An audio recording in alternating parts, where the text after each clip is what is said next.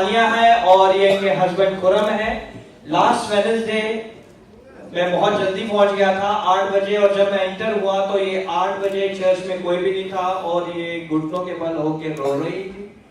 और जब मैं आया तो उन्होंने बताया कि इनके हस्बैंड को स्किन की कुछ डिजीज हो गई है, और इन्होंने गूगल पे चेक किया और ये बड़ी परेशान थी। और जब पास्टर जी ने इन्हें बुलाया और सारी कलीसिया ने मंगल के रोज इंटरनेशनल हाउस ऑफ प्रेयर में इनके हस्बैंड के लिए दुआ की, तो खुदावंद यीशु ने सारी स्किन डिजीज से इन्हें कामिल तौर पे शिफा दी। हालेलुया। और ये जो गूगल में चेक करके बैठी थी, गूगल में जब इन्होंने चेक किया तो इन्होंने वो चेक करा कि वो शायद कुछ कैंसर के सिम्टम्स इन्हें लगे, जिसकी वजह से बहुत परेशान थी। लेकिन खुदा के खादिम ने कहा कि कोई कैंसर नहीं है, वो बिल्कुल ठीक है। और खुदा उनका शुक्र अदा करते हैं कि खुदा ने सही सलामत रखने।